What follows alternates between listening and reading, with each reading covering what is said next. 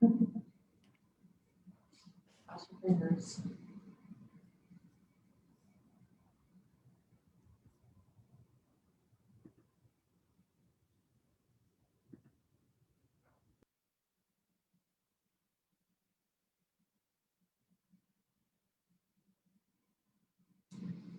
Okay, everyone, we'll call the meetings of the committees to order at 6:33. First item we have, Do you want to record it? oh, is it not recording? To the bottom. Okay, all right. Okay, good now. Okay. All right, so first item is the minutes from the Planning and External Relations Committee. Any questions, comments, corrections? Okay, the first item in the Planning Committee we have is a request for qualifications for an engineer/architect to design a HVAC heating and AC for the Coventry branch, and now that we've got the basement ready to go. You have a brief resolution and then like 8 pages of the request for qualifications. We're looking to have the board approve this at the meeting on the 19th, and we will be putting it in the paper later that week, and then having pre-bid meetings and public bid openings all via Zoom. So the pre-bid meeting or the bid meetings at the branches will be with like reservations that our consultant will be there to meet them, and we won't let more than 5 people in at a time. Do you want to speak to anything on this, Nancy? Well, this is going to be a design build request for qualification. So the candidate that wins the competition will see it through to the end. So we're looking for their qualifications, and we assume that because we're going to be tying it into our existing controls here at Lee Road, that we will have a very narrow pool of candidates who can meet those specifications. But we are going to, we already have a list of engineers we're going to send it to. We also put it on the Dodd report and some other sort of broadcast systems, and then it'll be in the newspaper, although who reads the newspaper anymore? But anyway, it's a very expensive legal ad. This is something we're kind of used to, and Julie Pershone, our owner's rep, will be there through the whole thing. She will come to the board meeting in November to answer any questions. So between now and then, if you want to read through the RFQ and just make sure you understand what we're asking for, that would be good. You can ask her something that sounds like you paid attention. And I also included that article from Bricker and Eckler that describes what a design build is. Public entities only have 3 ways that they can actually do a project, and that's one of them. So we have not done design build yet, but we've done everything else, so why not do it this way? And this will be part of the guaranteed minimum price, where the successful bidder, we're saying it should be between 450 and 500,000, and we'll sign a contract, and they'll have to specify the amount, and they have to bring the project in under that amount, or any additional costs would be on the architect engineer that we select. And that's how we did the University Heights model. And it ended up, it works well because they get to negotiate with subcontractors, and they can just do that a lot better than we can through, bidding to get 12 different vendors and things like that. Any questions about that? Just so you know, also, we're gonna, when we get to the contract stage, we are going to be using an attorney whose name is Patricia Siebert. She is a construction law attorney. I'm looking at her resume right here, and she did work for Tucker Ellis, which is a large firm, and also worked in Cleveland Construction as their general counsel. So she will be very helpful to us, and we'll use her minimally, but at least we'll know that the contract has been reviewed by a construction attorney, and hopefully that will keep us out of any trouble. Any questions? Okay, the next item is the Operations Committee. We have the minutes from the last meeting. Any questions or corrections or additions? Okay, the next item that we will also be bringing to the board is a review of the materials and evaluation policy, and I will let Nancy explain that. Well, this is one of the 3 policies we review every year. There were very few changes this year. Mostly they were grammar. And all I ask is that you give it a read over so that you're familiar with our policies about what we get for the collection, how we choose to weed, what we would do if there was a challenge. We've been lucky that we haven't had a challenge in a couple of years, but we used to get 1 or 2 a year. And It's probably been at least 5 years since our last challenge. I've really been a long time. struggling to think of one. So it's just something you need to be aware of as a board member, but unless something comes up, we won't probably be invoking this. But things like what we put on our bulletin boards sometimes comes up, or if we allow someone to do something, that will also be covered. This is a nice short policy. It's only a few pages, so hopefully you can just scan it over. And if you find any other corrections, please let me know, because we want to make it as correct as we can. Comments or questions? The next item is the 2021 budget and forecast. The summary of the general fund budget, which is the one that pays for all of our operational items, the total is on page 38 of the agenda. And when we started this calendar year, we had $11,252,000 appropriated. It's now down to $10,194,000. And I know we're not going to appropriate that. We changed everything except the salary line items, but I've not changed the salary line items just because it seems like every month we brought people back at halftime, then we brought people back at 80%, and then in November we're going to bring everybody back. So that'll be an adjustment to the appropriation. If it's more than 10% that I'll make in December.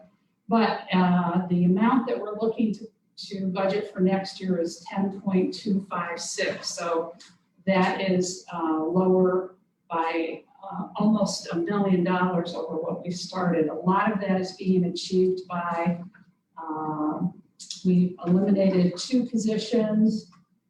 We previously always had a lot of money budgeted for on-call, or what we would say are substitutes for reference and circulation, and based on the way staffing is, we don't feel that that's necessary, and we've just kept everything very tight in expenses. We know we're not going to be opening up meeting rooms anytime soon. We've pared back on the collection, so everybody's tightened their belt for this year.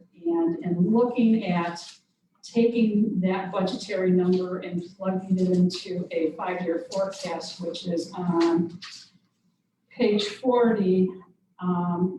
Based on looking at that, no one received a pay raise in 2020. Nancy and I were granted pay raises by the board, but once the pandemic hit and we shut down, we stopped our pay raises. I think we only got 1 month of a pay raise, and then we cut that, and then we went with 3 months of a decrease in pay. And typically, all the other staff members get a pay raise in July, which they did not get. And looking at being very conservative in our revenue, I'm looking at forecasting a 1% increase in the public library fund, keeping the property taxes the same. I'm showing gradually decreasing the amount of interest income as we start to eat into our cash balance. But I think in the next 2 years, our interest rate's gonna go down just because interest rate is almost nothing as opposed to we're not investing that much. Anyway, and looking at all of that, we would like to recommend that as of January 1st of 2021, or for the first pay in January, we give all the employees, management, and all staff a 3% pay raise and say that 1.5% of it is making up for not giving people a pay raise in 2020. So they get like last year's raise 6 months late, and then they'll get a raise for 2021 6 months earlier than usual. And technically, even with that figured into the projections, I'll still end up with more cash at the end of 2021 than I anticipate at the end of this year. So I'm comfortable that being conservative in the revenue estimates and still tightening a lot of the expenditures will work. I have a 15% increase built in for health insurance. I have supplies and purchase services coming up at 3% increase. The materials budget is based on 10% of what the revenue is, so that's going up a little bit, but then it goes back down as our revenues. In the past, we had kept that between 12 and 15. That's usually the rule of thumb for public libraries. Right. So if it's at 10%, it's low, but I'm sure other libraries are in the same boat. Right, right. Any comments or questions from the board? Because what I'd like to do then is to give us more time to get the pay raises into the payroll system and prep everything for the new year. If we approve it in November, with all the things coming up in the holidays, we can get that like in a pending queue in December. So once the January pay comes, it'll go in. So I would write a resolution to increase the pay for next year, and then also the budget amounts for next year. Anyone? I think the staff would really appreciate it. They all got, some of them were cut 50% in their work, and I think everyone's struggling, and it would be a little glimmer of hope if we do it this month so they can at least count on it.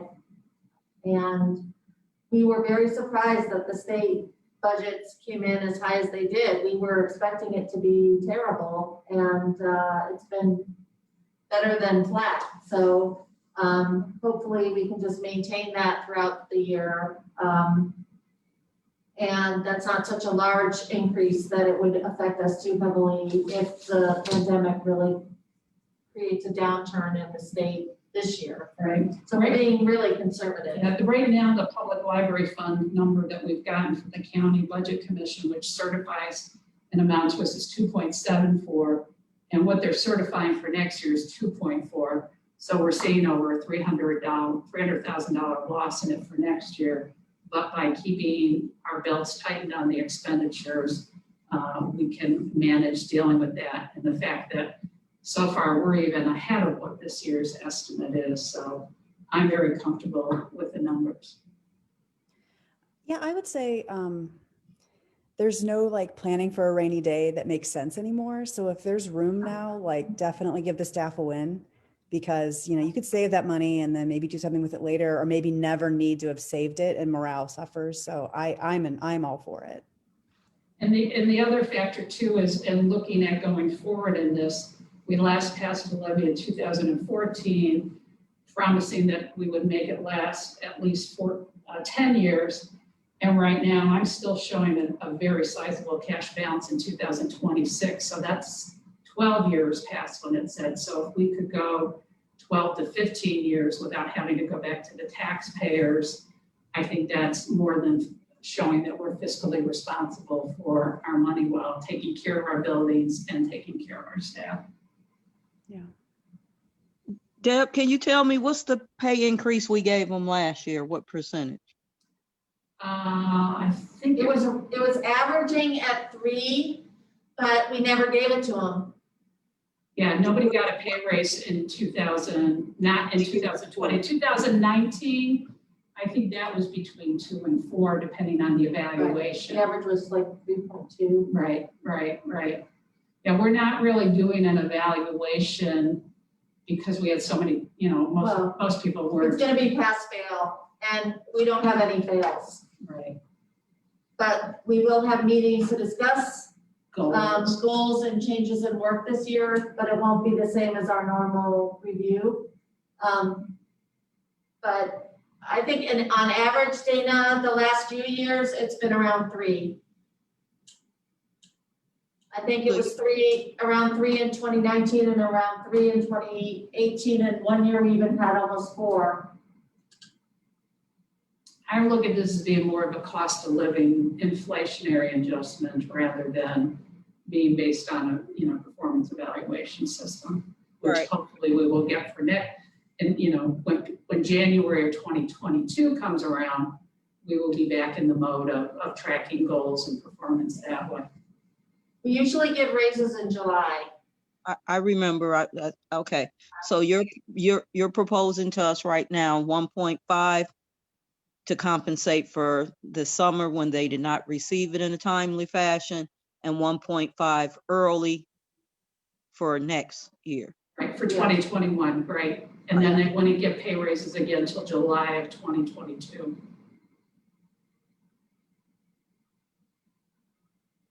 And you would bring it as a resolution next month?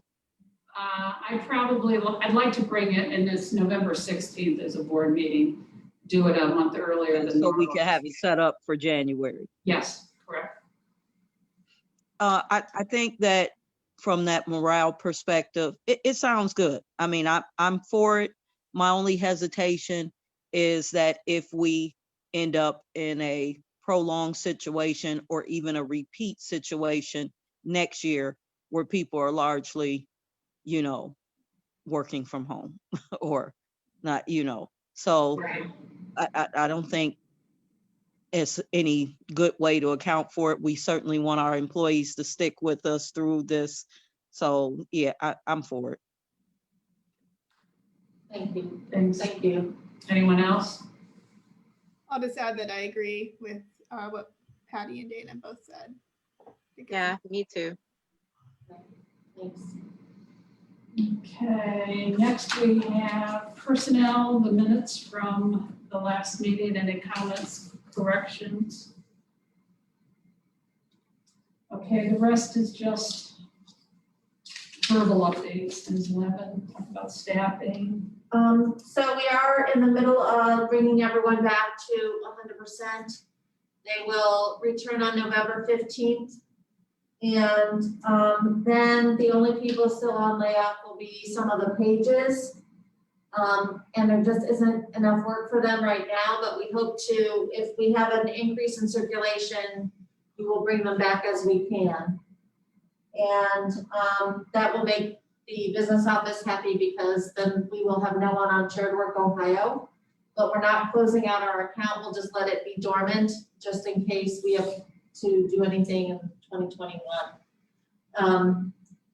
We did have one more resignation this week. A part-timer is leaving the country to join her husband.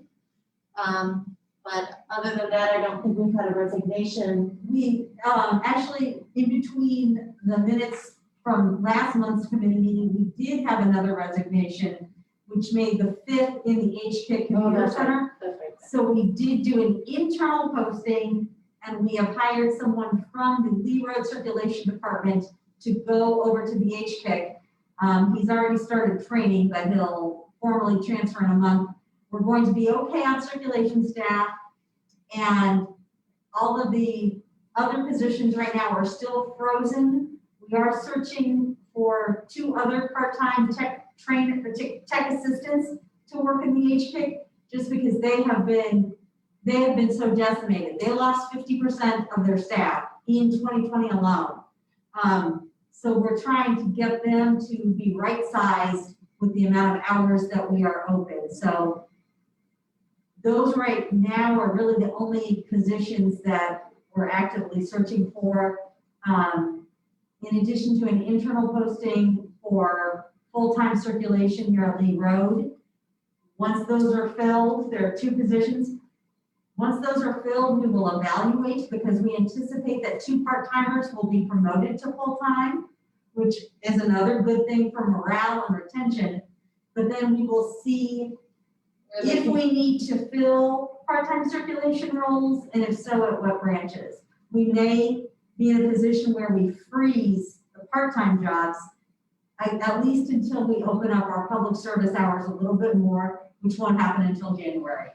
So I know I jumped in with the staffing report, but I think that's where we are as of today. We'll talk about plans in January. Pardon me? Talk about January plans and what we're doing then. Yeah, so we have a task force that's been meeting to decide how we're gonna bring back, our regular service hours. Even if COVID is still prevalent, that way we can spread the staff throughout the normal week that we used to have. Here at Lee Road, that was 72 hours. We're looking at doing a couple of changes that I think will be very well received by the public. We are possibly, well, I don't want to say too much right now, but we hope to expand a couple of hours on days where we don't have them, and maybe not start so early in the morning so that we can spread it around a little bit more. Once I have a real solid vision for what that will look like, I will share it with you, and certainly will be in the next month because we're gonna have to get it approved before we can do it. But I'm very optimistic about providing more service to the public at the right time. I think that's all I should say about that. All right, so I'm gonna go on to recruiting new library trustees. I sent you a list today. We've had 11 people who are interested. And I've let the school board know that they're gonna have a long night ahead of them in interviewing them, and I'm trying to get some information about how they plan to do that, whether it's gonna be on Zoom or if it's gonna be in person. And I've had one of the candidates requested that it be on Zoom, so we'll see what they can do. They have a big night ahead of them too, so we probably won't hear from anybody for a couple of days, as you all know, with the school levy.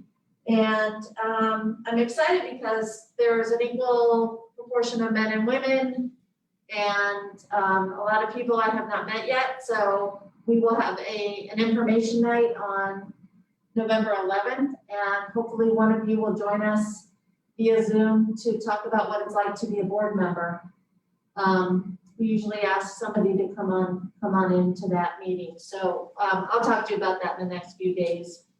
And then we did pull up today the roster of the library trustees, looking at, usually we just roll right up by the year that you were appointed, you become the next office.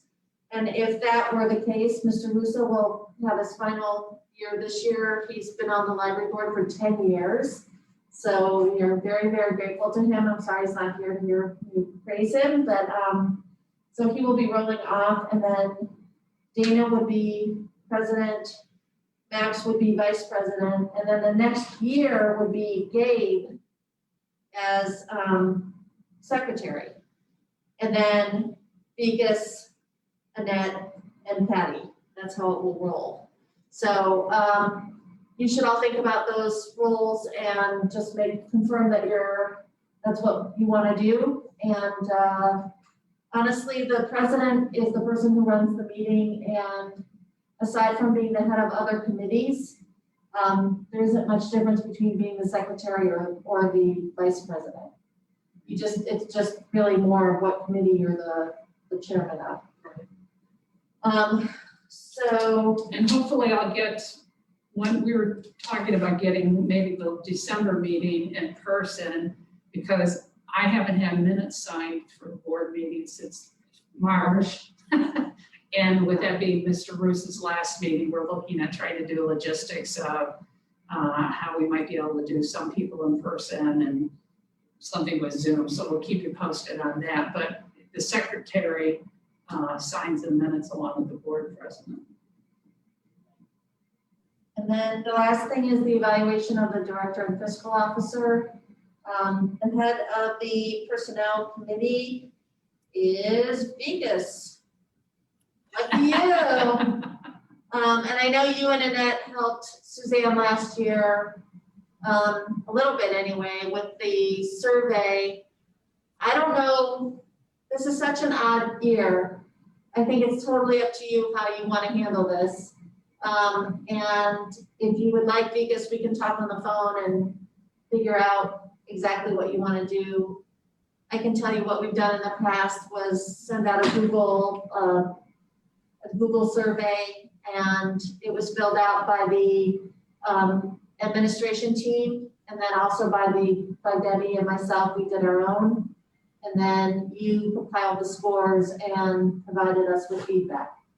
Right. So I don't know if that's still what you want to do, and you can let us know. Well, we used to do SurveyMonkey, and then we've had problems with the two-factor authentication and all that. And Annette, didn't we do something different last year? Did you just we do did a Google. Google survey then? We did the Google form, and I have ownership, I think, of it, so I can like duplicate it and share it with Vikas Okay. as like a next step, I guess.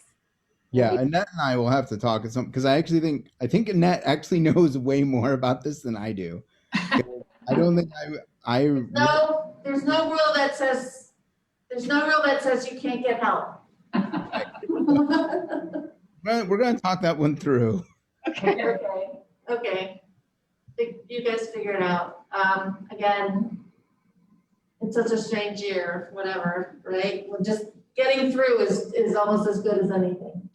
So I don't have anything else. We do have one more. Yeah, thing. we do have something that I sent you late this afternoon that Tim had just sent me a quote, and I sent this in a separate email for a company to do all the cleaning of our wood panels and the banister and all of that. And somehow they have a connection with Ajax. Can you explain that? We asked Ajax, our cleaning company, to find someone who could handle these panels.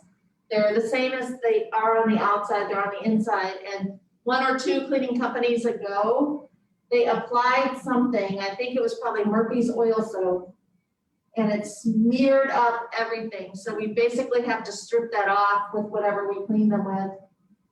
They took a couple panels away for a week and tried a bunch of things and came up with a solution. But it's getting up on ladders and going up high, and it's just gonna take a long time to fix that. And unfortunately, it was just a mistake that needs to be corrected. Once it's done, you just use water and a rag. You don't put anything on them. But unfortunately, it's gonna be expensive to fix it. And then we also would like to replace or finish the stair railing at Lee Road because looks all scuffed up. And it I'd hasn't really been- like to replace it with like a stainless steel, but I mean, that is just such a long piece of metal, and trying to find somebody that can fabricate that for This will us. last us another 10 years. Yeah, it might take us that long to find one. So So, we put that on the agenda. We have money appropriated in the building and repair fund, and we'll put it on the agenda for Monday the 16th, just so that way they might be able to get started doing some of the cleaning before the holidays and before January when we open up a few more days or whatever. They might be able to get it done before we go back to being 7 days a week, right? right.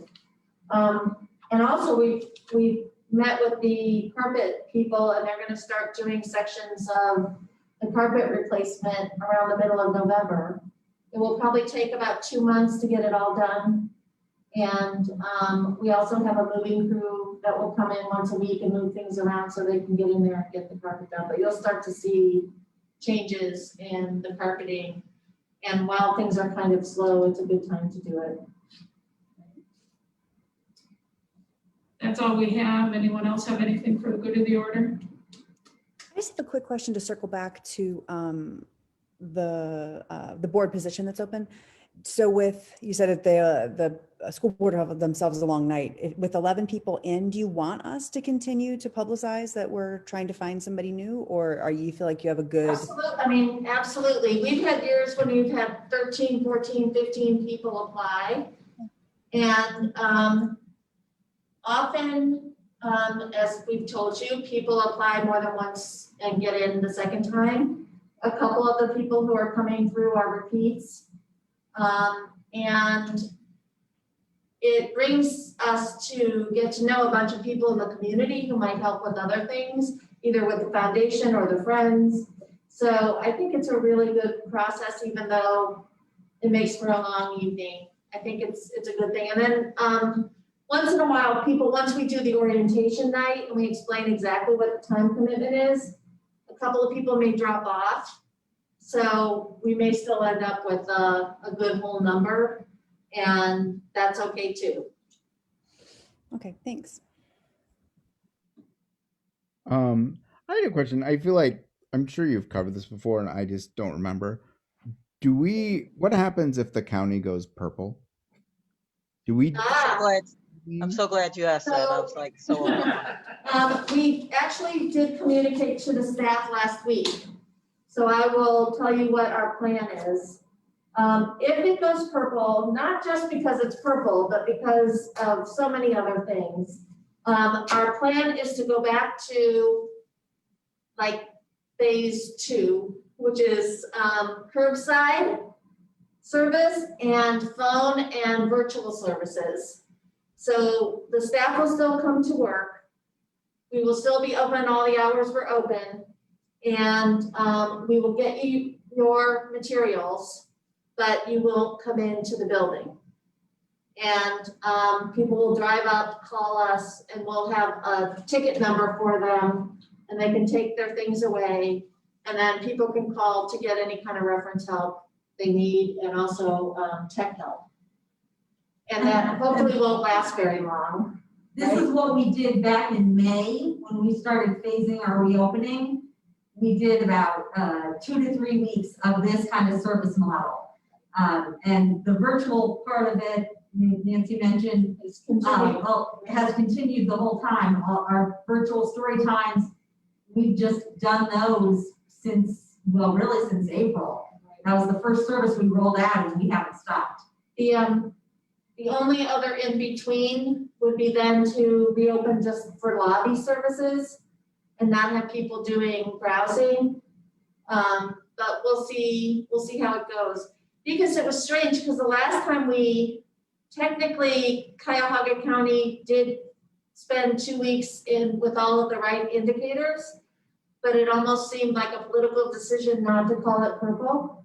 So I'm feeling very funny about, I don't know what's gonna happen either way. And I've talked to the other library directors in the county and they're all over the place.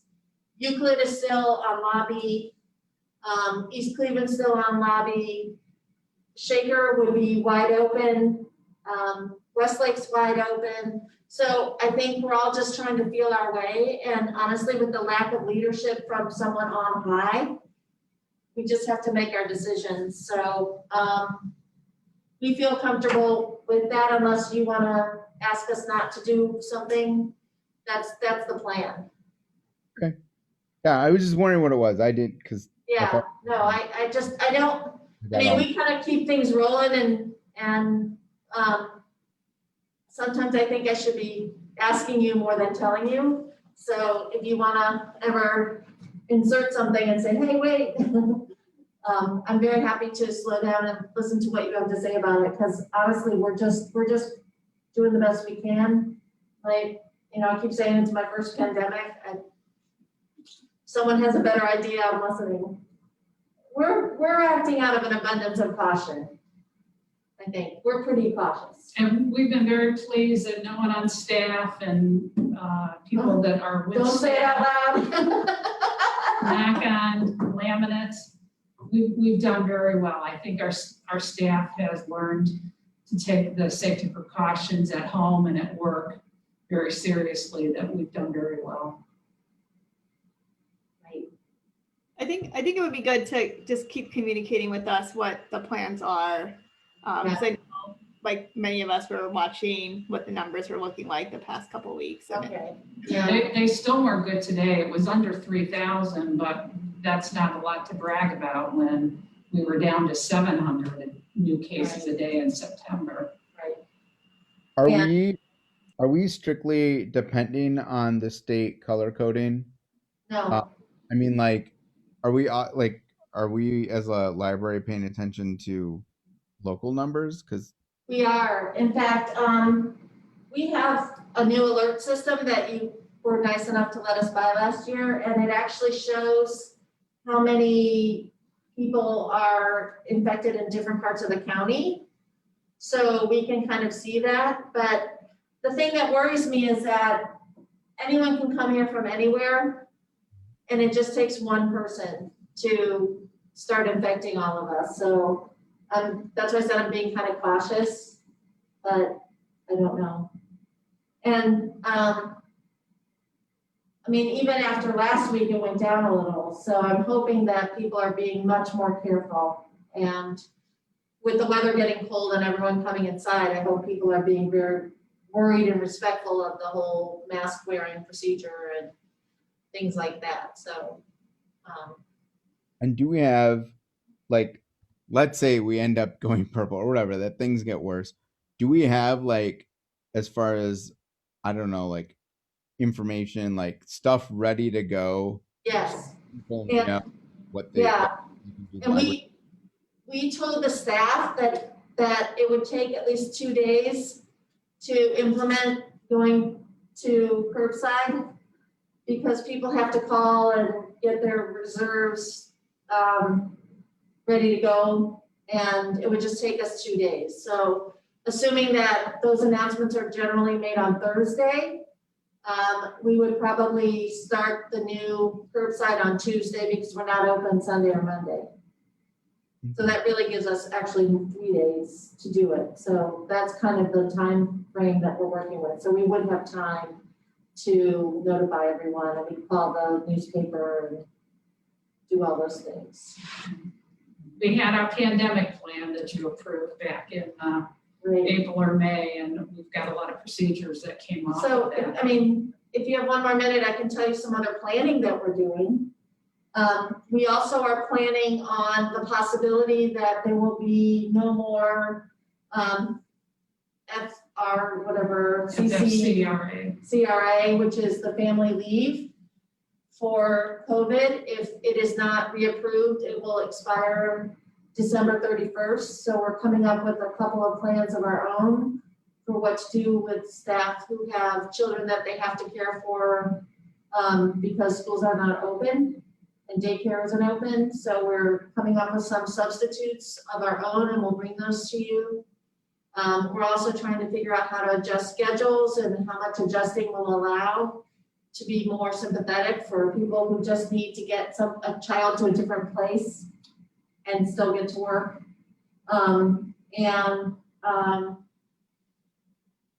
Those are the big things. That's sort of, we said that if we had to close, if there was a stay-at-home order, that we would probably ask for calamity pay for at least 2 weeks so that we could decide what needed to happen next. So we would probably either call a special meeting or do something quickly and consult with you and get that approved. So those are some of the things that we're like just having in the bag of tricks in case things get worse again. All right, thanks. Okay. Anything else from anybody? I hope you all voted. My sticker. Absolutely. Okay. I did yesterday. I stood out. My husband and myself, we stood out. It took us like 2 hours Yeah. at Board of Elections yesterday. We experienced all of the seasons though. Yeah. Yes. All of them. You're lucky to get blown into Lake Erie when the wind came in. Exactly. Wow. That's Well, crazy. Jim and Max are not here tonight because they're working the polls. We have a number of staff who are working the polls. So I'm sure we're gonna have stories to tell when this is all over, but we're all just hoping for peaceful transition, peaceful, happy voting, and everyone should just come through the other side. Well, Goodness. I have two We're new very violent. voters. I have 2 new voters as my kids turned 18, so they sent me their info and it was very exciting. So, Yeah. and you're working tomorrow, right, Nancy? Yes, yeah. Yeah. I have to be at the Board of Elections at 5:15. Wow. And we are supposed to line up in our cars and call in, and then they'll tell us where to go. Gonna be crazy. And Kim gets the pleasure of being here to mind the store, so she's, Well, hopefully it'll be a calm night. If the Board of Elections has to stay late here, I will be here with them, so fingers crossed that it won't be an 11 PM. So I'll get the night part of it, but we'll get through it. I have stories to tell. All right, everybody, we'll see you on the 16th then. Have a good night. Bye. Thank you. Good night. Good night. Debbie, real quick, Yep. you said you Let me needed some, close Facebook, Dana. okay. Yeah, and we should stop, do you want to stop recording? How do I do Just hit that, yeah. that over here? Yeah? Yeah, it isn't major. It's just you mentioned something in there